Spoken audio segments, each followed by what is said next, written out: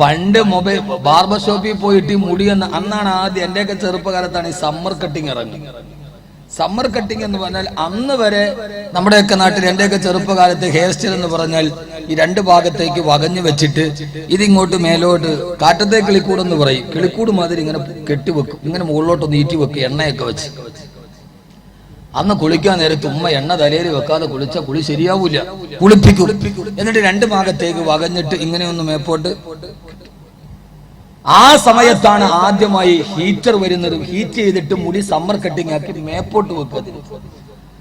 അങ്ങനെ എല്ലാവരും ആദ്യമായിട്ട് മുടിയുടെ സ്റ്റൈല് മാറുന്നത് ആ സമയത്താണ്. എന്റെ കൊച്ചുകാലത്ത് എനിക്ക് ഓർമ്മയുണ്ട്. അതെന്റെ വയസ്സ് ഏതാണ്ട് ഒരു 10-12 വയസ്സ്. അപ്പൊ ഏതാണ്ട് ഒരു 10-30 ഒരു 10-26 വർഷം മുമ്പ്. അങ്ങനെ എല്ലാ ക്ലാസ്സിലുള്ള മുഴുവൻ ആളുകളും കുട്ടികളും അതൊക്കെ മാറ്റിയപ്പോ എനിക്കും ഒരാഗ്രഹം. അങ്ങനെ ഞാനന്ന് പോയി ആദ്യമായിട്ട് മുടി ഒന്ന് മേപ്പോട്ട് ചീകുന്ന രീതിയിൽ മേപ്പോട്ടാക്കി. വീട്ടിൽ വന്നപ്പോ ഉമ്മ എന്നോട് ചോദിച്ചത്, എന്ത് പന്നിയുടെ മുള്ളുമായിരിക്കണം, പോടാ തിരിച്ചെന്ന് പറഞ്ഞു. രണ്ടാമതൊന്നുകൂടി കൊണ്ടുപോയി. അന്ന് ഞാൻ അങ്ങനെ ഒരു ഹെയർ സ്റ്റൈൽ അങ്ങനെ വെക്കാം, എനിക്കൊരു 12 വയസ്സുള്ള പ്രായം.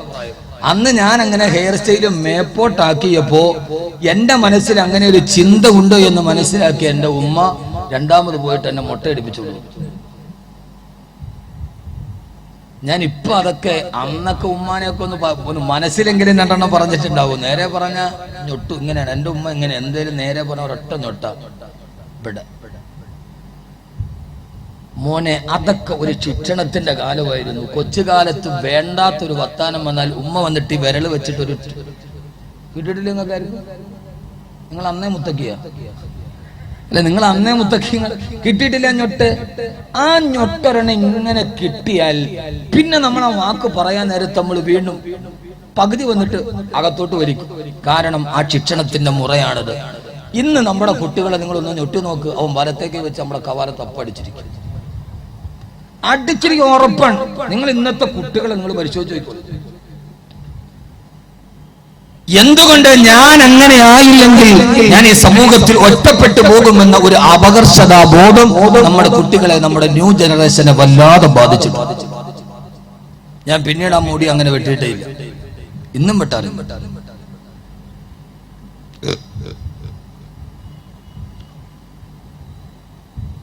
അള്ളാഹു നമ്മളെ എല്ലാവരെയും അവന്റെ ഇഷ്ടപ്പെട്ട ദാസന്മാരിൽ ഉൾപ്പെടുത്തി അനുഗ്രഹിക്കുമാറാകട്ടെ. ഇപ്പോഴും വയസ്സ് ഇത്ര ആയെങ്കിലും എന്തെങ്കിലും ഒരു കാര്യം ചിലപ്പോ ഭാര്യയോ വല്ലപ്പോഴൊക്കെ പറയും, നിങ്ങൾ അത് ചെയ്യണ്ടായിരുന്നു എന്ന് എന്നോട് പറഞ്ഞാലും അങ്ങനെ എന്നെ വഴക്ക് പറയുന്ന ഒരു കാര്യം ഉണ്ട് എന്നെനിക്കൊന്നും ഞാൻ ഉമ്മയുടെ മുമ്പിൽ കൂടെ പോയില്ല, ഇപ്പോഴും പോവില്ല. ഞാൻ മനഃപൂർവ്വം ആ സൈഡിൽ നിന്ന് മാറി നിൽക്കും. കാരണം ഉമ്മ വഴക്ക് പറഞ്ഞാൽ എപ്പോഴും വിഷമമാണ്. അത് പണ്ട് മുതലേ ഉണ്ടായൊരു വിഷമത്തിന്റെ ഭാഗം. ഇപ്പൊ ഏത് കുട്ടികൾക്ക് ഉമ്മ വഴക്ക് പറഞ്ഞ വിഷമമുള്ളത്, മനസ്സിലൊരു സങ്കടമുള്ളത്. കുറച്ച് കഴിഞ്ഞപ്പോ കണ്ണറിഞ്ഞിട്ട് ഉമ്മ ഞാൻ അറിയാതെ പറഞ്ഞതാണെന്ന് പറഞ്ഞ് മാപ്പ് പറയുന്ന മക്കൾ എത്രയും നമുക്കുള്ളത്. നമ്മുടെ മക്കളൊക്കെ ഒരു ന്യൂ ജനറേഷൻ ആയി എന്നുള്ളത് നിങ്ങൾ വിചാരിക്കേണ്ട. ന്യൂ ജനറേഷൻ എന്ന് പറഞ്ഞാൽ മുടി ഇങ്ങനെ ഫ്രീക്കായി ബർമുഡയില് നബിദിനത്തിന് തോരണം കെട്ടിയമാരും ആലുവിട്ട് നടക്കുന്ന കുട്ടികളാണെന്ന് കരുതണ്ട. നമ്മുടെ മക്കൾ മനസ്സുകൊണ്ടൊരു ന്യൂ ജനറേഷൻ ആയിട്ടുണ്ട്. നമ്മുടെ മാതാപിതാക്കൾക്ക് നമ്മൾ ശിക്ഷിക്കാനുള്ള അധികാരമില്ല. നമ്മുടെ വഴിയിലൂടെ സ്വതന്ത്രമായി ചതിക്കാനും ചിന്തിക്കാനും നമുക്ക് കഴിയുമെന്ന് ചിന്തിക്കുന്നൊരവസ്ഥയിൽ നമ്മുടെ മക്കൾ മനസ്സുകൊണ്ടൊരു പുതിയ തലമുറയായി മാറിയിട്ടുണ്ട്. സൂക്ഷിക്കണം, അത് അപകടമാണ്, വളരെയേറെ അപകടമാണത്. ആ ഒരവസ്ഥയിലേക്ക് നമ്മുടെ മക്കൾ നടന്നുപോയാൽ, ആ അവസ്ഥയിൽ നിന്ന് നമ്മുടെ മക്കളെ തിരിച്ചു കൊണ്ടുവരാൻ നമുക്ക് കഴിയാത്തത് കൊണ്ടാണ് ആദരവായ പ്രവാചകൻ നബി മുഹമ്മദ് മുസ്തഫ സല്ലല്ലാഹു അലൈഹി വസല്ലം പഠിപ്പിച്ചു തന്നത്, ആദ്യകാലം മുതലേ നിങ്ങളുടെ ജീവിതത്തിന്റെ തെറ്റുകളിൽ നിന്ന് മാറി നിൽക്കാനുള്ള പരിചരണവും പരിശീലനവും നിങ്ങളുടെ മക്കൾക്ക് കൊടുത്ത് നിങ്ങൾ കൊണ്ടുവരാവോ എന്ന് ഹബീബായ നബി മുഹമ്മദ് മുസ്തഫ സല്ലല്ലാഹു അലൈഹി വസല്ലമ. എന്റെ പ്രിയപ്പെട്ട സഹോദരങ്ങളോട്, അതുകൊണ്ട് ഈ പുതിയ ലോകത്ത് ഒരു വേറിട്ട വഴിയിലൂടെ നടക്കാൻ നമുക്ക് കഴിയണം. അല്ലാഹു തൗഫീഖ് നൽകട്ടെ. ആമീൻ പറ. അല്ലാഹു തൗഫീഖ് നൽകട്ടെ. അല്ലാഹു തൗഫീഖ് നൽകട്ടെ. നമ്മളാണ് മണ്ടന്മാർ. ഇന്ന് ഇന്ത്യ ഓസ്ട്രേലിയ ക്രിക്കറ്റ് അടക്കം ഇപ്പൊ മിക്കവാറും മഹാമാരി മുഴുവനും അതിന്റെ മുമ്പിലുണ്ട്. കഴിഞ്ഞ പ്രാവശ്യം ഇന്ത്യ പാകിസ്ഥാൻ ക്രിക്കറ്റ് ടീമിന്റെ നടന്നു. നമ്മുടെ മിക്കവാറും ആശാന്മാരെല്ലാം അതിനകത്തുണ്ട്. വേൾഡ് കപ്പ്, ഞാനിപ്പോ സഹാബത്തിന്റെ കഥയൊന്നും പറയുന്നില്ല. ന്യൂ ജനറേഷനോട് ആകാൻ പറ്റും മോനെ, ആകാൻ പറ്റും നമുക്ക്. വേൾഡ് കപ്പ് നടക്കുമ്പോ കഴിഞ്ഞതിന്റെ മുമ്പിലത്തെ വേൾഡ് കപ്പ് നടന്നത് റമദാനിലാണ്. കഴിഞ്ഞ മുമ്പിലത്തെ വർഷമല്ലേ വേൾഡ് കപ്പ് ഫുട്ബോൾ നടന്നത്? കഴിഞ്ഞല്ല, വളർക്കാം. കഴിഞ്ഞ റമദാനിലല്ല എന്നുള്ളൊരു ഉറപ്പായിരിക്കും.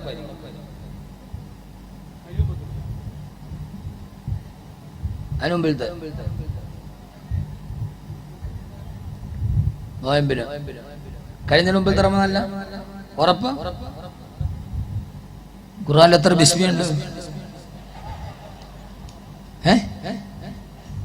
കുനിഞ്ഞ്. കഴിഞ്ഞതിന് മുമ്പിലത്തെ റമദാനിലാണ് വേൾഡ് കപ്പ് നടന്നത്. ഇങ്ങോട്ട് നോക്ക്. എനിക്കാ കാര്യം ഉറപ്പാ. ഞാൻ കണ്ടത് കൊണ്ടല്ല. അന്നാണ് ഒരു പ്രമുഖ ചാനൽ എനിക്കെതിരെ ആദ്യമായി ഫേസ്ബുക്കിൽ ഉറഞ്ഞുതുള്ളിയത്. ഞാൻ മെസ്സിക്കെതിരെ പ്രസംഗിച്ചു. ആ പ്രസംഗം മെസ്സിക്കെതിരെ ആയിരുന്നില്ല. ഞാൻ മലപ്പുറത്തു കൂടി പോകുമ്പോ തറാവീഹ് പള്ളിയിൽ നടക്കുന്നു. പള്ളിയുടെ മറുഭാഗത്തുള്ള വിശാലമായ സ്ക്രീൻ ലൈബ്രറിയുടെ മുമ്പിൽ വെച്ച് മുസ്ലിം കുട്ടികൾ വേൾഡ് കപ്പ് കാണുന്നു വിശുദ്ധ റമദാനിൽ. സാവോപോളയിൽ, ബ്രസീലിന്റെ സാവോപോളയിലെ ഗ്യാലറികളിൽ ഉണ്ടായ ബ്രസീലിന്റെ കൊടികൾ നമ്മുടെ മുസ്ലിം പള്ളിയുടെ മിനാരത്തിന്റെ മുകളിൽ വരെ കണ്ടപ്പോഴാണ് ഞാൻ പറഞ്ഞത്, നിങ്ങൾ ഈ സംസ്കാരം, മെസ്സിയെ, നിങ്ങൾ കാൽപന്ത് കളിയെ സ്നേഹിക്കുന്ന ആളല്ല. ഞാൻ നല്ല സ്പോർട്സ്മാൻ സ്പിരിറ്റ് ഉള്ള ആളാണ്. ഞാൻ ഇപ്പോഴും കളിക്കാറുണ്ട്. അതുകൊണ്ട് ഈ കൊച്ചിക്കാരായ ചെറുപ്പക്കാരോട് ഞാൻ പറയാം, ഞാൻ അങ്ങനെ ഒരു വല്ലാതെ അങ്ങനെ അടച്ചാക്ഷേപിക്കുക. ഞാൻ ഇപ്പോഴും കിട്ടുന്ന സമയത്തൊക്കെ കളിക്കാറുള്ള നല്ല സ്പോർട്സ്മാൻ സ്പിരിറ്റ് ഉള്ള ആളാണ്. ഞാൻ ഇപ്പോഴും കളിക്കാറുണ്ട്. മെസ്സിയെ ഞാൻ വിമർശിച്ചില്ല. മെസ്സി ഈ ഫുട്ബോൾ കളി ഭ്രാന്തന്മാർ നിങ്ങളുടെ മനസ്സിൽ സംസ്കാര അധിനിവേശം നടത്തരുത്. മെസ്സിയുടെ സ്വഭാവം ഇതാണ് എന്ന് ഞാൻ ആ കാര്യത്തെ കുറിച്ച് പ്രസംഗിച്ചപ്പോ അന്ന് ഉറഞ്ഞു തുള്ളിയ ചാനലുകൾ അവരുടെ മുമ്പിൽ പോയിട്ട് ഞാൻ വീണ്ടും പ്രസംഗിച്ചു, മെസ്സി വ്യഭിചാരിയാണ്, മെസ്സി വ്യഭിചാരിയാന്ന് പറഞ്ഞ് മലപ്പുറത്തെ ചെറുപ്പക്കാരെ ഇളക്കി വിട്ടു എനിക്കെതിരെ. അവര് വിചാരിച്ചു ഞാൻ മാപ്പ് പറയുന്നു. ഞാൻ അവരെ മുമ്പിൽ പോയിട്ട് പറഞ്ഞു 1000 വട്ടം പറയുന്നു മെസ്സി. അതോടെ വിവാദം അവസാനിച്ചു. ഒരു വിവാദം ഉണ്ടായി, നമ്മൾ മാപ്പ് പറയാൻ പോയാൽ പിന്നെ അത് വിവാദം ഉണ്ടാവും. അതിനേക്കാൾ നല്ലത് തിരിച്ചങ്ങോട്ടടിക്കലാണ്. എന്റെ പോളിസി അതാണ്. പറയുമ്പോ ബോധത്തോടെ പറയാ. പറയണ കാര്യം പിന്നെ ആരെങ്കിലും വെച്ച് കലപിലുണ്ടാക്കിയെന്ന് വെച്ചാൽ പിൻവലിക്കുന്ന പ്രശ്നമില്ല. പിന്നെ നമ്മളവര് തമ്മിലെന്താ വ്യത്യാസമുള്ളത്? യഥാർത്ഥത്തിൽ യൂറോപ്പിന്റെ ഏറ്റവും വലിയ മാദക നഗരമായ സാവോപോളയിൽ യൂറോപ്പിന്റെ കാലഘട്ടത്തിലെ റമദാൻ കാലത്തിലാണ് ലോക ഫുട്ബോൾ നടന്നത്. ഇവിടെ IPL-ന്റെ 2020 നടക്കുമ്പോ, ഇന്ത്യ പാകിസ്ഥാൻ മത്സരം നടക്കുമ്പോ അതിന്റെ മുമ്പിൽ അടഞ്ഞിരിക്കുന്ന ചെറുപ്പക്കാരാ, ആ സമയത്ത് നീ മഗ്‌രിബ് കളാക്കാറുണ്ട്, ആ സമയത്ത് നീ നിസ്കാരം എത്രയോ കളാക്കാറുണ്ട്. എന്നാലും നീ അറിയോ, ക്രിക്കറ്റും ഫുട്ബോളും മതമായി മാറുമ്പോ അതിന്റെ ആരാധകരായ ക്രിക്കറ്റ് ദൈവങ്ങൾ നിന്റെ നെഞ്ചിലെ ടീഷർട്ടിന്റെ മുഖചിത്രമാക്കുമ്പോ നിങ്ങളറിയോ ചെറുപ്പക്കാരാ, IPL-ന്റെ 2020 മത്സരം നടക്കുമ്പോ അഫ്ഗാനിസ്ഥാന്റെ ടീമംഗങ്ങൾ മത്സരത്തിനിറങ്ങുമ്പോ അവരുടെ പരിശീലകൻ ഇൻസിമാമുൽ ഹക്കിന്റെ ഇമാമത്തോടുകൂടി അവര് പുറകില് മൈതാന മധ്യത്തില് ജമാഅത്ത് നമസ്കാരം ജമാഅത്തായിട്ട് നിർവഹിച്ചിട്ടാ അവര് ക്രിക്കറ്റ് കളിക്കാൻ ഇറങ്ങിയതെങ്കില് പണത്തിന്റെയും പ്രതാപത്തിന്റെയും ഉത്തുംഗതയിൽ നിൽക്കുമ്പോ സുന്ദരി പെൺകുട്ടികൾ അവരുടെ ഓട്ടോഗ്രാഫിന് വേണ്ടി കാത്തു നിൽക്കുമ്പോ അവര് മുഴുവനെ താടി നീട്ടി വരച്ചുണ്ട്. പ്രേമമെന്ന സിനിമ ഇറങ്ങുമ്പോഴും മമ്മൂട്ടിയുടെ മുത്തം ദുൽഖർ സൽമാൻ താടി വെച്ചപ്പോ ആ ഒരൊറ്റ മഹബത്തിന്റെ പേര് താടി വെച്ചിട്ടുണ്ട്. വെള്ളിയാഴ്ച മുഴുവനെ പള്ളിക്കല കാളിയേക്കാൾ വലിയ താടിയുമായി മുസ്ലിം ചെറുപ്പക്കാരെ വരച്ച് നടക്കുകയാ. ഇന്ന് താടിയില്ലാത്ത ചെറുപ്പക്കാരില്ല. അത് റളിയല്ലാഹു അൻഹുവിന്റെ താടി കണ്ടിട്ടല്ല, ഖാലിദ് റളിയല്ലാഹു അൻഹുവിന്റെ താടി കണ്ടിട്ടല്ല. അത് അസ്ഹാബുൽ ബദരീങ്ങളുടെ താടി കണ്ടിട്ടല്ല, ദുൽഖർ സൽമാന്റെ താടി കണ്ടിട്ട് ഓരോ സിനിമാ താരങ്ങളെ താടിയുടെ സ്റ്റൈൽ മാറ്റുമ്പോ ആ താടി സുന്നത്തിനേക്കോ വലിയ ആഗ്രഹത്തോടെ വെച്ചുകൊണ്ടുപോ. എന്റെ പ്രിയപ്പെട്ട ചെറുപ്പക്കാരാ,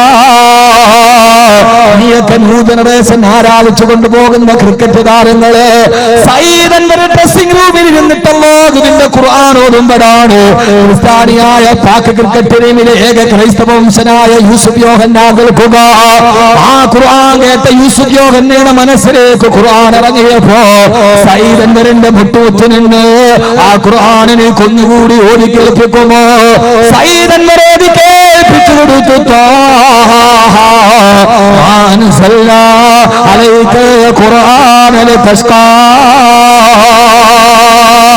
ഖുർആനിന്റെ പാരായണം കേട്ട് ക്രൈസ്തവനായ യൂസുഫ് യോഹന്നാ അതെല്ലാം വലിച്ചെറിഞ്ഞ് മുഹമ്മദ് യൂസുഫ് എന്ന മുസ്ലിം പേര് സ്വീകരിച്ചു.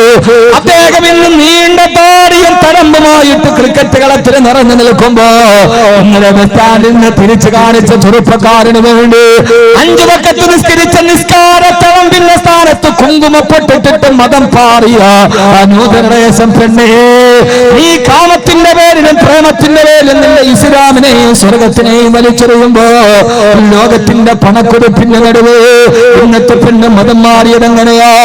പർദ്ദയിട്ടിട്ട് നിസ്കാരക്കുപ്പായമിട്ടിട്ട് മുസല്ലയിൽ നീ കൊണ്ടുപോയി സുജൂദ് ചെയ്തിട്ട് തഴമ്പ് വന്ന നെറ്റിയിൽ ഒരൊറ്റ പകലങ്ങട് മാറിയപ്പോ നിസ്കാര തഴമ്പിന്റെ മുഴുവൻ അടയാളമുള്ള നെറ്റിയിൽ കുങ്കുമത്തിന്റെ കസ്തൂരി ബുദ്ധിയ ചെറുപ്പക്കാരി പെണ്ണേ, ദിൽഷാന എന്ന പെണ്ണേ, അന്യമതസ്ഥരുടെ കൂടെ ഇറങ്ങിയോടുന്ന പെണ്ണേ, നിനക്കറിയോ നരകത്തിന്റെ അടയാളം നെറ്റിയിൽ നിന്ന് വായിച്ചുണ്ട്.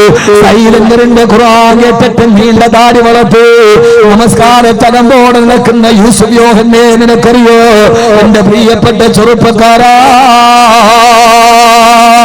ക്രിക്കറ്റാണ് നിങ്ങളുടെ ഏറ്റവും വലിയ ദൈവമെങ്കിൽ ഫുട്ബോൾ ആണെങ്കിൽ ദക്ഷിണാഫ്രിക്കൻ ക്രിക്കറ്റ് ടീമിലെ താടി വളർത്തിയ സുന്നത്തായ വേഷം ധരിച്ച ഒരു ചെറുപ്പക്കാരനുണ്ട്, ഹാഷിം അംല.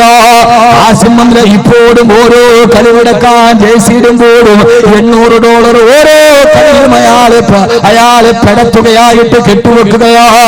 എന്തിനാണ് ഓരോ മത്സരത്തിനും ഹാഷിം അംല ജേഴ്സിയിടുമ്പോഴും $500 മധ്യ കമ്പനിക്ക് പെടയെടുക്കുകയാ? കാരണമെന്തറിയോ? ദക്ഷിണാഫ്രിക്കൻ കളിക്കാരുടെ ജേഴ്സിയിൽ മുഴുവനും മധ്യ കമ്പനിയുടെ പരസ്യമാ.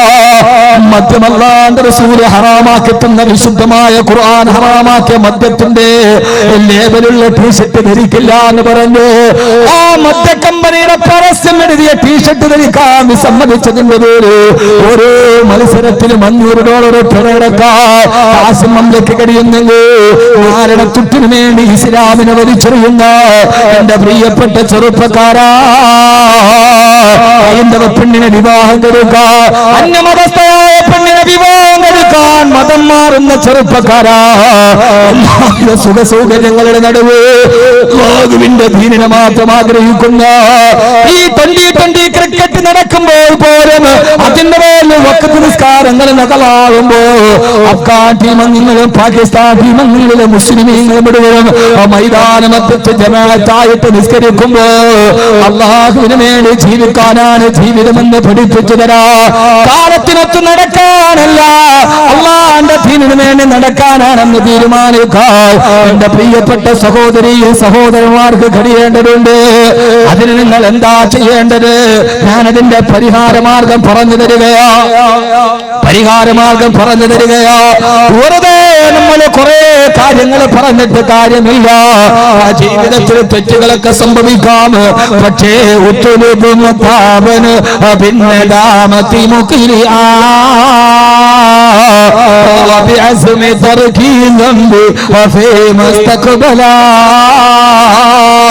ചെയ്തുപോയ തെറ്റുകൾ അല്ലാഹുവിനോട് തുറന്നു പറഞ്ഞിട്ട് എന്റെ ദീനിന്റെ വെളിച്ചത്തിലേക്ക് തിരിച്ചു നടക്കണം.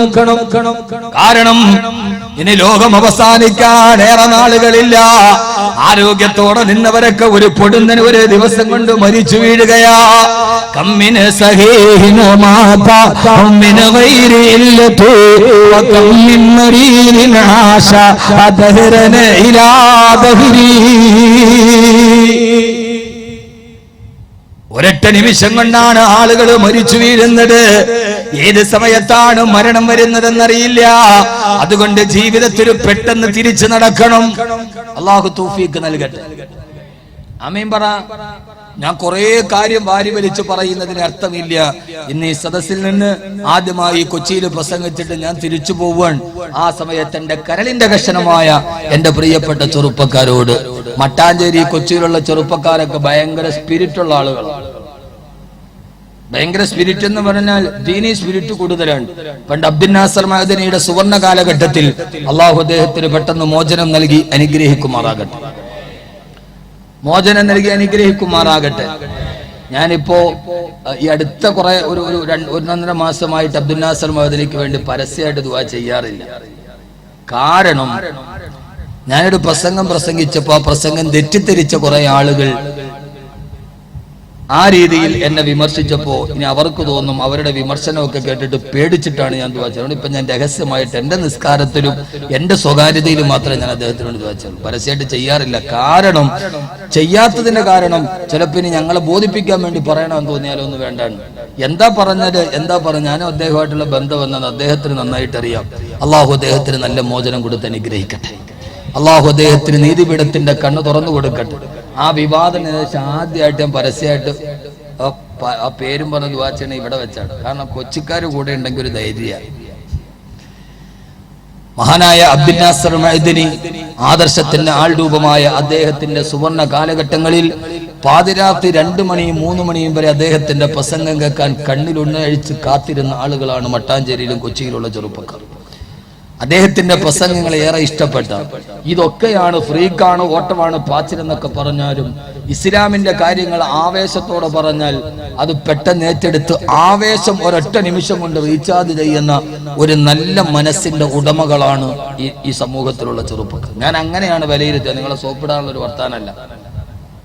ഒരു നഗരപ്രാന്തത്തിൽ ജീവിക്കുമ്പോ അതിന്റെ അസ്വാരസ്യങ്ങളൊക്കെ മെല്ലെ സ്പർശിച്ചിട്ടുണ്ട് എങ്കിലും ദീനിന്റെ കാര്യങ്ങൾ പറഞ്ഞാൽ പെട്ടെന്ന് അതിന്റെ ആവേശം ഉൾക്കൊള്ളുന്ന ആൺകുട്ടികളാണ് ഇവിടെയുള്ളത്. അങ്ങനെയല്ലേ? നിങ്ങളുടെ നാട്ടുകാർക്ക് നിങ്ങളെ കുറിച്ച് എന്റെ അഭിപ്രായമില്ല. അവരും ഉണ്ടായിരിക്കുക. മുൻ പ്രസിഡന്റ് ഇപ്പോഴത്തെ ഖത്തീബും ഒക്കെ എന്താ ഉണ്ടായിരിക്കണം? അങ്ങനെയല്ലേ? ഞാൻ മനസ്സിലാക്കിയിരിക്കുന്ന അങ്ങനെയാണ്. അതുകൊണ്ട് ഒരൊറ്റ നിമിഷം കൊണ്ട് തെറ്റ് സംഭവിക്കാത്തവരാരുമില്ല, പ്രണയിക്കാത്തവരാരുമില്ല, പ്രേമമില്ലാത്തവരാരുമില്ല. ഒരു പെണ്ണിനെ കണ്ടാൽ മനസ്സിലെങ്കിലും ഒരു അനുരാഗമില്ലാത്തവർ ആരുമില്ല. എന്തെല്ലാരും തലകുനിക്കണേ? അത് മനുഷ്യന്റെ സ്വതസിദ്ധമായ ഒരു ശൈലിയാണ്. ഒരു പെണ്ണിനെ കണ്ടാൽ സ്വാഭാവികമായും മനസ്സുകൊണ്ടെങ്കിലും ഒരു ഇഷ്ടം തോന്നാത്തവരാരുമില്ല. 1+1 2 is maths. 1+1 is love. 1 1 2 എന്നുള്ളത് മാത്തമാറ്റിക്സ് ആണ്. 1 1 1 എന്നുള്ളത് പ്രേമമാണെന്ന് പാടിയ കവിയെ പോലെ ഈ ഒന്നിലേക്ക് ചുരുങ്ങുന്ന രണ്ടായി പ്രണയം എല്ലായിടത്തുമുണ്ട്. ആ പ്രണയം ചിലപ്പോൾ പൈശാചിക ദുർബോധനത്തിൽപ്പെട്ട് സ്വാഭാവികമായ അബദ്ധങ്ങളിലേക്ക് നാടാറുമുണ്ട്. ഹബീബായ നബി മുഹമ്മദ് മുസ്തഫ, ഞാൻ നിങ്ങൾക്കൊരു പരിഹാര മാർഗം പറഞ്ഞുതരാം. ഇൻഷാ അല്ലാഹ് ചെയ്യോ? ഇതോടെ അവസാനിപ്പിക്കാം. ചെയ്യോ? അങ്ങനെ ഉറപ്പുള്ളവരൊക്കെ ഒന്ന് കൈവക്ക് നോക്കട്ടെ. നിങ്ങളെ കൊണ്ട് പറ്റണാണ്. ഒന്ന് കൈവക്ക് മനുഷ്യന്മാരെ. അല്ലാഹു അക്ബർ. ആണും പെണ്ണും തമ്മിലുള്ള ഒരു ബന്ധം അത് സ്വാഭാവികമായി ഒരു മനുഷ്യൻ ഉണ്ടാവാം.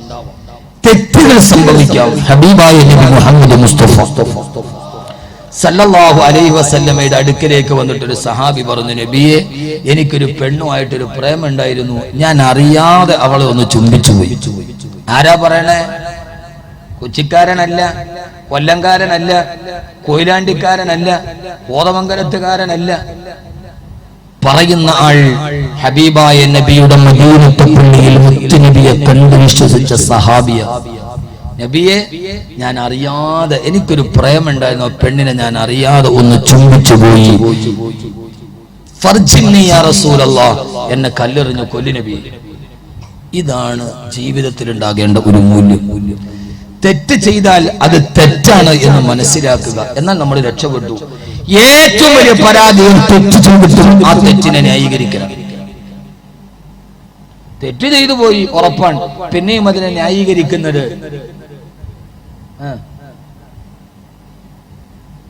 അതാണ് ഇന്ന് ഞാൻ പറഞ്ഞല്ലോ, പരസ്യമായി റോഡിൽ വെച്ച് ഫ്ലാഷ് മോബ് നടത്തിയ വീട്ടിൽ നിന്ന് സ്കൂളിൽ കോളേജിൽ പോകാന്ന് പറഞ്ഞ പെണ്ണ് റോട്ടിൽ കിടന്ന് ആട് നടന്നപ്പോ അമ്മ വന്ന് കരണത്ത് അടിച്ചു.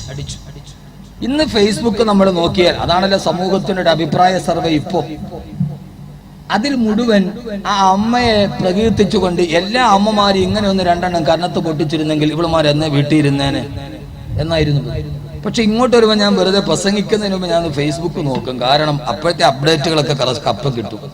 നോക്കിയപ്പോ അതിനകത്ത് ആൾമധ്യത്തിൽ വെച്ച് പരസ്യമായി അമ്മ അടിച്ചു, വിദ്യാർത്ഥിനി അപമാനിതയായി, അമ്മക്കെതിരെ പ്രതിഷേധമുയരുന്നു.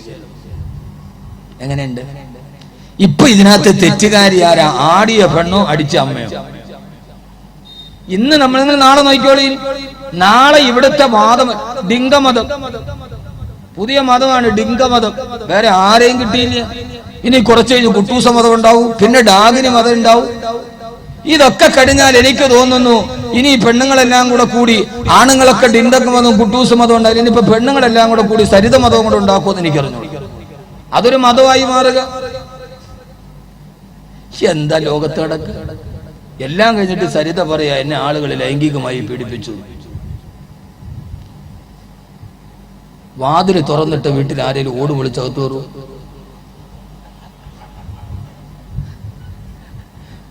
4 വാതിലും പരക്കെ തുറന്നിട്ടിരിക്കുക. ഏതെങ്കിലും ഒരുത്തം വന്നിട്ട് അതിനകത്ത് പിന്നെ ഓട് പൊളിച്ച് മേലെ കൂടെ തൂങ്ങിയിറങ്ങും. അതിനും കേസ്. എല്ലാം കേരളത്തെ സംബന്ധിച്ചോളം ഞാൻ പറഞ്ഞല്ലോ, സത്യവും അസത്യവും തിരിച്ചറിയാൻ കഴിയാത്തൊരു ലോകത്തേക്ക് നമ്മൾ നടന്നു പോവുകയാണ്. ഇവിടെ ഇന്നത്തെ ഒരു വിഷയത്തെ നമ്മുടെ ലോകം സമ്മാനിച്ചാണ്. ആടുത്തുകർത്ത ആ പെണ്ണാണോ കുറ്റവാളി, അടിച്ച അമ്മയാണോ? ഇനി അതിനകത്താണ് ചർച്ച. എന്റെ പൊന്നു സഹോദരങ്ങളെ, സഹോദരിമാരെ, ജീവിതത്തിൽ വിജയം വരിക്കണോ, അവസാനം പുഞ്ചിരിച്ചു മരിക്കണോ? ചെയ്ത തെറ്റാണ് എന്ന് മനസ്സിൽ ബോധമുണ്ടാവും. ഞാൻ ഈ ജീവിക്കുന്ന ശൈലി നല്ലതല്ല. 1 പറഞ്ഞ് 2ാമത്തേന് തലാക്ക്, 2 പറഞ്ഞ് 3ാമത്തേന്. പക്ഷെ ഇവിടെ ഞാൻ കണ്ട ഏറ്റവും വലിയൊരു സന്തോഷം എന്താണെന്നറിയോ? ഞാൻ നോക്കിയപ്പോ എല്ലാ വീടും 2 സെന്റ് 3 സെന്റ് ആയിക്കോളൂ. മുറ്റമൊന്നും ഒരു വീടിനും ഇല്ല. ഒരു വീട് വെക്കാം, ഒരു ബൈക്ക് വെക്കാനുള്ള സ്ഥലമുണ്ട്, ഗേറ്റ്. എല്ലാവർക്കും 2 വീട്ടുകാർക്ക് ഒരു മതിലുള്ള. അതിർത്തി തർക്കങ്ങൾ ഇവിടെ കുറവാണ്. നമ്മുടെ നാട്ടിലൊക്കെ ഒരാൾക്ക് 1 ഏക്കറും 2 ഏക്കറും ഉണ്ട്. ഒത്തിരി ഉള്ളവൻ അതിർത്തി തർക്കമേ ഉള്ളൂ. ഈ സ്ഥലം കുറച്ചുള്ള ആളുകൾക്ക് അതിർത്തി തർക്കം ഉണ്ടാവില്ല. കൂടുതലുള്ള ആളുകൾക്ക് ഭയങ്കര തർക്കമാണ്. ഇവിടെ അതിർത്തി തർക്കമില്ല. നമ്മുടെ നാട്ടിലൊക്കെ 1 ഏക്കറും 2 ഏക്കറും ഒക്കെ ഉള്ള ആള് പിറ്റേ ദിവസം വരുമ്പോൾ അതിർത്തിയിൽ ഇട്ടിരിക്കുന്ന കല്ല് ചിലപ്പോൾ അപ്പുറത്ത് കിടക്കും. രാത്രി വന്നത് കുഴിച്ച് മാറ്റിയിട്ട 1.5 സെന്റ് അവന് കിട്ടും അപ്പുറത്തവന്റെ. ഇവിടെ ആ ഒരു ചെറിയ, ഇതാണ് നമ്മുടെ ഈ കൊച്ചിയുടെ ജീവിതം. ചെറിയ ഒരു മുറ്റം, അതിന്റെ ഉള്ളിൽ ഒരു വീട്. അവിടെ ജീവിക്കുമ്പോൾ ഈ നഗരത്തിന്റെ പൈശാചികമായ അസ്വസ്ഥതകൾ അറിയാതെ നിങ്ങൾ കടന്നുപോയേക്കാം. അതിനുള്ള പരിഹാര മാർഗമേതാ? ആദരവായ പ്രവാചകൻ നബി മുഹമ്മദ് മുസ്തഫ സല്ലല്ലാഹു അലൈഹി വസല്ലമയുടെ അടുക്കലേക്ക് വന്നൊരു സഹാബി പറഞ്ഞു, നബിയേ, ഞാനൊരു പെണ്ണിനെ അറിയാതെ ചുംബിച്ചു പോയി നബിയേ, ഫർജിനി യാ റസൂലല്ലാഹ്, അങ്ങനെ ഒന്ന് എറിഞ്ഞു കൊല്ലണേ നബിയേ, അങ്ങനെ ഒന്ന് എറിഞ്ഞു കൊല്ലണേ നബിയേ, അങ്ങനെ എറിഞ്ഞു കൊന്നിട്ട് പരിഹാരം നിർദ്ദേശിക്കണേ യാ റസൂലല്ലാഹ്. ആ സമയത്താണ് അല്ലാഹുവിന്റെ റസൂൽ പറഞ്ഞത്, സഹാബിനെ വ്യഭിചരിച്ചില്ലല്ലോ, അറിയാതെ നീ ഒന്ന് ചുംബിച്ചതേ ഉള്ളല്ലോ. വ്യഭിചരിച്ചാലേ എറിഞ്ഞു കൊല്ലേണ്ടതുള്ളൂ, ചുംബിച്ചാൽ എറിയേണ്ടതില്ല. അതിന്റെ പരിഹാരം പറയാൻ പോകുമ്പോഴാണ് ആകാശലോകത്ത് നിന്ന് ദിവ്യബോധനത്തിന്റെ വെളിപാടുമായി റൂഹുൽ അമീൻ മലക്ക് ജിബ്രീൽ അലൈഹിസ്സലാത്തു വസ്സലാം ആഗതനാകുന്നത്. എന്നിട്ട് അല്ലാഹുവിന്റെ റസൂലിനായ തറക്ക് കൊടുത്തു, നബിയേ, അഖിമിസ് സ്വലാത്ത തറഫിൻ നഹാരി വസുലഫൻ മിനൽ ലൈൽ ഇന്നൽ ഹസനാതു യുദ്ഹിബുന സയ്യിആത് ദാലിക ദിക്റാ ലിൽദാകിരീൻ. ആ സഹാബി അറിയാതൊരു തെറ്റ് ചെയ്തു പോയെന്ന് അതിന് പരിഹാരമായി 5 വക്ത് നിസ്കാരം ഇനി മുതൽ കളാകാതെ കൃത്യമായി അനുഷ്ഠിക്കാണ് അവരോട് പറഞ്ഞു കൊടുക്കും നബിയേ. ഇനിയുള്ള നിസ്കാരം കൃത്യമായി അനുഷ്ഠിച്ചു അല്ലാഹുവിനോട് കരഞ്ഞു ദുആ ചെയ്താൽ അവൻ ജീവിതത്തിൽ ചെയ്ത പാപങ്ങൾ പൊറുക്കും യാ റസൂലല്ലാഹ്. അതുകൊണ്ട് ഇതേവരെ എന്റെ പ്രഭാഷണം കേട്ട ഓരോ സഹോദരങ്ങളോട് സഹോദരിമാരോടും അറിയാതെ നിങ്ങളെങ്ങാനും ഒരു തെറ്റിലേക്ക് പോയാൽ അതിന്റെ ഏറ്റവും പ്രധാനപ്പെട്ട പരിഹാരമാർഗം ഒരേ ഒരു പരിഹാരമാർഗമേ ഉള്ളൂ. അത് മറ്റൊന്നുമല്ല, അഖിമിസ്സലാത്ത തറഫിയൻ നഹാരി വസുലഫം മിനൽ ഇന്നൽ ഹസനാത്ത് വയുദ്ഹിബുന സയ്യിആത്ത് വദാലിക ദിക്റാ ലിൽസാകിരീൻ. ذلك ذكرى للذاكرين وذلك ذكرى للذاكرين. ഇനി മുതൽ അല്ലാഹുവിലേക്ക് മടങ്ങുക, 6 അടി മണ്ണിലേക്ക് പോകുന്ന യാത്ര ഓർക്കുക. എന്നിട്ട് പടച്ച റബ്ബിലേക്ക് തിരിച്ച് യാത്ര ചെയ്യാൻ നിന്റെ നിസ്കാരത്തെ കൃത്യയാക്കണേ, നിന്റെ ഹൃദയത്തെ ശുദ്ധിയാക്കണേ. അങ്ങനെ ഇനിയുള്ള ജീവിതം അല്ലാഹുവിനെ പേടിച്ച് ആഖിറത്തെ പേടിച്ച് നാളെ ലോകത്തേക്ക് പോകുന്ന പരലോകത്തേക്കുള്ള യാത്രയിൽ സന്മാർഗങ്ങളൊക്കെ കൈമുതലാക്കി അവസാനം വിട പറയുന്ന നേരം സന്തോഷത്തോടെ വിട പറയാ. ഇന്നല്ലദീന ഖാലൂ റബ്ബുനല്ലാഹ്. മരിക്കുന്ന സമയത്ത് എല്ലാവരും നമ്മുടെ ചുറ്റുവട്ടത്തിൽ നിന്ന് പൊട്ടിക്കരയുമ്പോ ഞാൻ മരിക്കുന്ന നേരത്തെ എന്റെ മക്കൾ കരയുന്നുണ്ട്, എന്റെ ഭാര്യ കരയുന്നുണ്ട്, എന്നെ സ്നേഹിച്ചവര് കരയുന്നുണ്ട്. ആ സമയത്ത് എനിക്ക് ചിരിക്കാൻ കഴിയലാണല്ലോ. ജീവിതത്തിന്റെ ഏറ്റവും വലിയ സമാപനത്തിന്റെ സന്ദേശം അതാണ്. സമാപന സന്ദേശമാണ് ഈ ചെറുപ്പക്കാരുടെ കൂട്ടായ്മ നടത്തിയ 2 പെൺകുട്ടികൾക്ക് 10 പവൻ വെച്ച് കയ്യിലോട്ട് കൊടുത്ത ഈ നന്മയ്ക്കു വേണ്ടി ഒരുമിച്ച് കൂടിയവർ അല്ലാഹു കർഹമായ പ്രതിഫലം നൽകുമാറാകട്ടെ. ഈ ലോകത്തിന്റെ ഇടയിൽ നന്മയ്ക്കു വേണ്ടി ഒരുമിച്ച് കൂടിയ ഒരു പറ്റം ആളുകൾ അല്ലാഹുവേ നീ അവരെ കൈവിടല്ലേ അല്ലാഹ്. അതിന് പിന്തുണ നൽകിയ ആലിമീങ്ങൾ അല്ലാഹുവേ കബൂലാക്കണേ അല്ലാഹ്. അതിലൊന്ന് നിങ്ങൾ സന്ദേശത്തോടെ വിളിച്ചപ്പോ ഈ വിനീതനും അതിന് ഭാഗവാക്കായി. ഇനി നമ്മൾ പിരിയുകയാണ്. എപ്പോഴാണ് ഇനി കാണുന്നതെന്നറിയില്ല. ഇന്നലെയും ഇന്നുമായി 2-4 മണിക്കൂറുകളോളം നിങ്ങളുടെ കൂടെ കബീറുണ്ടായിരുന്നു. ഇന്ന് പിരിയുകയാണ് ഈ മൈതാന മധ്യത്തിൽ നിന്ന്. നിങ്ങളുടെ വീട്ടിലേക്ക് ഞാൻ ഇനിയും തിരിച്ചു പെരിന്തൽമണ്ണയിലേക്ക് നാളത്തെ വകുന്ന സാന്നിധ്യം അറിയുക. ആരാണ് ആദ്യം വീട്ടിലെത്തുക, ആരുടെ ജീവിതമാണ് സഫലമാവുക? ഈ സമാപന സന്ദേശമായി എനിക്ക് പറയാനുള്ളത്, സഹോദരങ്ങളെ, അവസാനത്തെ സമാപന ദിവസം നന്നാവണേ, നല്ലതാവണേ. അവസാനം മരിക്കുന്ന നേരം എല്ലാവരും പൊട്ടിക്കരയുമ്പോ കോഴിക്കോട് ഫാത്തിമ ഹോസ്പിറ്റലിന്റെ 602 നമ്പർ മുറി മരണാസന്നനായി കിടക്കുകയാണ് കേരളം കണ്ട മഹാപണ്ഡിതൻ. ഇനി ആരും ജനിക്കാൻ കഴിയാത്ത, ഇനി പകരം വെക്കാനില്ലാത്ത, സമാനതകളില്ലാതെ പണ്ഡിത തേജസ്. ഏതുമ്മ പ്രസവിച്ചോ ഉമ്മക്ക് പോലും പരലോകത്ത് അഭിമാനം കൊടുത്ത പ്രിയപുത്രൻ ആ സമയത്ത് അവിടെ ഇരുന്ന് വിട പറയാനേരം അടുത്തു നിന്ന് അലവിക്കുട്ടിയോട് പറഞ്ഞു യാസീനോടാണ്ടിടങ്ങ്. യാസീനോദി അലവിക്കുട്ടി ഓരോ സമയത്തും മുബീനെത്തുമ്പോ ആ സമയത്തെല്ലാം യാസീനോടൊന്ന് കട്ടിലിൽ കിടന്ന് സക്കറാത്തിൽ വിളിക്കുന്നു. ആയത്തോതി ഓതി അലവിക്കുട്ടിയോടാണ്ടുടങ്ങി. സലാമുൻ ഖൗലൻ മിർ റബ്ബിർ റഹീം, സലാമുൻ ഖൗലൻ മിർ റബ്ബിർ റഹീം. മാന്യനായ അല്ലാഹുവിൽ നിന്നുള്ള സമാധാനത്തിന്റെ വാക്ക് വന്നെത്തി. അലവിക്കുട്ടി ഒന്നുകൂടി ഓത് സലാമുൻ ഖൗലൻ മിർ റബ്ബിർ റഹീം. അല്ലാഹുവിൽ നിന്നുള്ള സമാധാന വചനം വന്നെത്തി. അതാണല്ലോ മരിക്കുന്ന സമയത്ത് കാത് കേൾക്കേണ്ടത്, അതാണല്ലോ മരിക്കുന്ന സമയത്ത് കൽബ് കേൾക്കേണ്ടത്. ആയത്ത് പരപ്രാവശ്യം ആവർത്തി ചോദിച്ചു. യാസീനോദി ആ യാസീനോ നിമ്മ അടുത്തു നിന്ന ശിഷ്യന്മാരോട് പറഞ്ഞു, എല്ലാവരും റൂമിന് വെളിയിലിറങ്ങ്, എനിക്ക് ആളുകൾ വിരുന്നുകാരുണ്ട്. എനിക്ക് ചില വിരുന്നുകാരുണ്ട്, അവരോടൊന്ന് സംസാരിക്കണം, നിങ്ങളെല്ലാവരും വെളിയിലിറങ്ങ്. ശിഷ്യന്മാര് രേഖപ്പെടുത്തുന്ന 4 പാട് ഞങ്ങൾ നോക്കി, ആരെയും കാണാനില്ല. ഉസ്താദ് പറഞ്ഞു വെളിയിലിറങ്ങ്. അവരെല്ലാവരും വെളിയിലിറങ്ങി വാതിലടച്ചു. ആ സമയത്ത് അകത്ത് നിന്ന് ശബ്ദം കേട്ടു, വഅലൈക്കുമുസ്സലാം വറഹ്മത്തുള്ളാഹ്, വഅലൈക്കുമുസ്സലാം വറഹ്മത്തുള്ളാഹ്. വന്നു കയറിയവരോട് സലാം അടക്കുകയാണ്.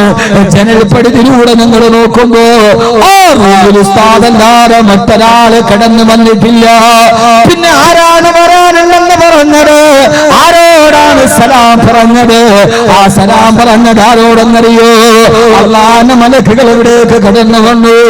ഇന്നല്ലദീന ഖാലൂ റബ്ബുനല്ലാഹ് ثم استقاموا تتنزل عليهم الملائكة.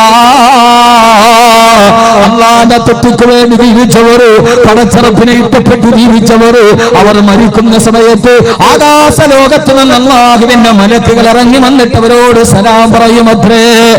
മലക്കുകളോട് സലാം പറഞ്ഞു അങ്ങനെ ലോകത്ത് വിട പറഞ്ഞു പോയാ മരിക്കുന്നതിന് മുമ്പ് എല്ലാവരെയും മാറ്റി നിർത്തിയുണ്ട്. മലക്കുകളോട് സലാം പറഞ്ഞ മഹാനാണ് ബഹുമാനപ്പെട്ട സമസ്ത കേരള ജംഇയ്യത്തുൽ ഉലമാ എന്ന മഹിതമായ പ്രസ്ഥാനം നമ്മുടെ കൈവെള്ളയിൽ തന്ന ബഹുമാനപ്പെട്ട ശംസുൽ ഉലമാ. ഇത് സഹാബത്തിന്റെ കഥയല്ല, ഇത് താബീങ്ങളുടെ കഥയല്ല, ഇത് തബഈ താബീങ്ങളുടെ കഥയല്ല. ഈ ന്യൂ ജനറേഷൻ ചെറുപ്പക്കാരനോട് വാല് പറയുമ്പോ വർഷങ്ങൾക്ക് മുമ്പ് കേരളത്തിന്റെ മണ്ണിൽ ജീവിച്ചിരുന്ന ഈ എല്ലാ അസ്വസ്ഥതകളുടെയും അസ്വാരസ്യങ്ങളുടെയും അവസരങ്ങളുടെയും അപഹാസങ്ങളുടെയും അവമതികളുടെയും അപവാദങ്ങളുടെയും അസുരന്മാരുടെ നടുവിൽ ജീവിച്ചിരിക്കുമ്പോ അല്ലാഹുവിന്റെ അടുക്കലേക്ക് പുഞ്ചിരിയോടെ വിട പറഞ്ഞു പോയാ ഇനിയും നിങ്ങൾക്ക് കേൾക്കണോ? 1 മാസം കഴിഞ്ഞിട്ടില്ല, ചമ്മാട് ദാൽഹുദ എന്ന കേരളം കണ്ട ആത്മീയ ഭൗതിക സമന്വയ അക്ഷര സമന്വയ വിപ്ലവ വിഷ്കാരത്തിന്റെ അവസാനത്തെ വാക്കായ ദാൽഹുദയുടെ തിരുമുറ്റത്ത് മഹാനായ സൈനുൽ ഉലമാ ചെറുശ്ശേരി ഉസ്താദ് നവ്വറല്ലാഹു മർക്കദ രോഗബാധിതനായി വീഴുമ്പോ ചമ്മാട് ദാൽഹുദയിൽ ഫത്വ കൊടുത്തതിന് ശേഷം മഹല്ലിയുടെ ദർസെടുക്കുമ്പോഴാണ് രക്തസമ്മർദ്ദം കൂടുന്നത്. അവിടെ നിന്ന് ആംബുലൻസിൽ കയറി നേരെ ബേബി ഹോസ്പിറ്റലിലേക്ക്, അവിടെ ഐസിയുവിൽ കിടക്കുമ്പോ നാവ് കൊണ്ട് ശബ്ദിക്കാൻ കഴിയുന്നില്ല. അപ്പോഴും നാവെടുത്തിട്ട് ശബ്ദിക്കാൻ കഴിയാത്തപ്പോഴും തന്റെ കയ്യിൽ വെച്ച തസ്ബീഹ് മാലയോ കൽബ് കൊണ്ട് വിക്ർ ചെയ്ത് ഇത് ലോകത്തിന്റെ അത്ഭുതമാണ്, ഇത് അത്ഭുതമാണ്, ഇത് അലങ്കാരമാണ്, ഇത് കാണാതെ പോകരുതേ പെണ്ണേ. ഐസിയുവിൽ കിടക്കുമ്പോഴും തന്റെ തസ്ബീഹ് കയ്യിൽ വെച്ചിട്ട് തസ്ബീഹ് മുറിക്കുന്നുണ്ട്. പക്ഷേ ഐസിയുവിലാണ്, നാവിന് ശബ്ദമില്ല. കൽബ് കൊണ്ട് വിക്ർ പറഞ്ഞ് അവിടെ ബോധം കെട്ട് 40 ദിവസത്തോളം ഐസിയുവിൽ അങ്ങനെ തന്നെ കിടന്നു. ഏതാണ്ട് 1 മാസത്തോളം ഐസിയുവിൽ അങ്ങനെ തന്നെ കിടന്നു. ഒരു ദുനിയാവുമായിട്ട് ബന്ധമില്ല, ഒരു മോശമായ വർത്തമാനം പറഞ്ഞില്ല. അവസാനം ലാ ഇലാഹ ഇല്ലല്ലാഹ് മുഹമ്മദുർ റസൂലുള്ളാഹ് എന്ന് പറഞ്ഞിട്ടാണ് കഴിഞ്ഞ മാസം ഈ കേരളത്തിന്റെ മണ്ണിൽ നിന്ന് സൈനുൽ ഉലമാ വിട പറഞ്ഞു പോയത്. അല്ലാഹു കൊടുത്ത അവസരമല്ലേ.